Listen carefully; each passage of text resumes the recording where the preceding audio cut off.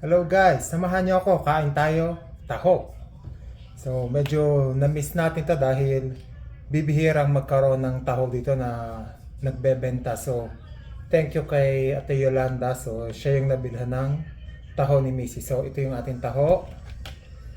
Lagyan natin ng bowl. So medyo malaki yung ginamit kong bowl. Lagyan natin ng bowl. Usual dapat basa, 'di ba?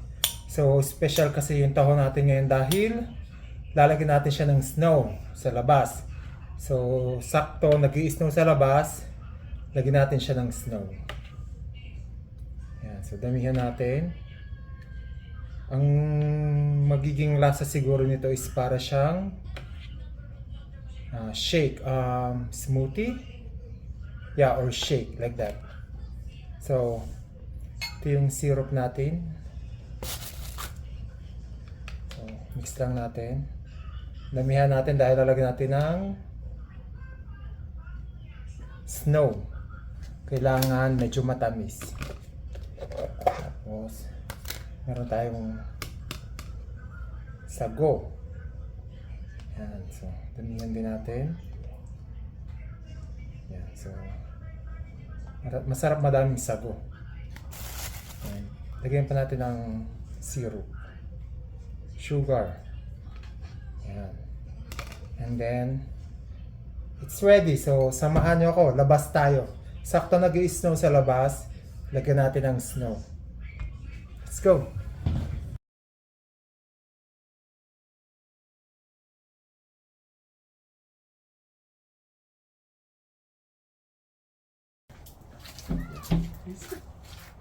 Stop natin. Ito.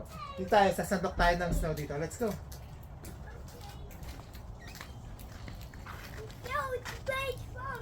Snow over here. Yan. So, snow. Yung ibabaw lang para sure na malinis.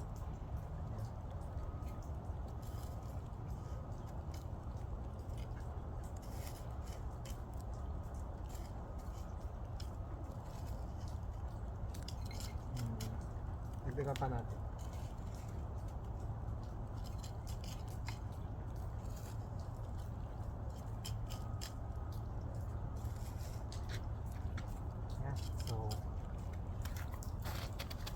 Sakto na to siguro. So, sa loob na natin haluin kasi medyo malamig dito. Let's go. Let's go in. Ito na po yung ating taho. So, haluin na po natin. Tapos, titikman natin later. Pag medyo matabang siya, dagdagan natin ng konting syrup pa. Yung syrup naman na nabili namin, hindi siya ganun katamis. Kaya okay lang na medyo dagdagan natin. Hindi natin kailangan mag-worry sa diabetes, sa sugar natin. So yan, excited na ako sa taho natin. Gusto ko na siyang matikman, medyo naglalaway na ako. Okay, let's eat this. Yung ating taho, ready to eat. Tikman natin. Excited na ba kayo guys? Excited na ako. So, first bite.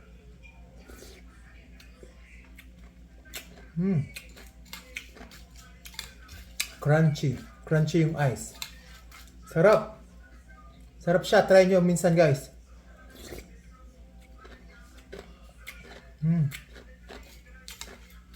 Sakto-sakto lang yung asukal na nalagay natin, yung sugar, yung syrup. Hindi siya masyadong matamis. Sarap ng taho. Nakakamiss.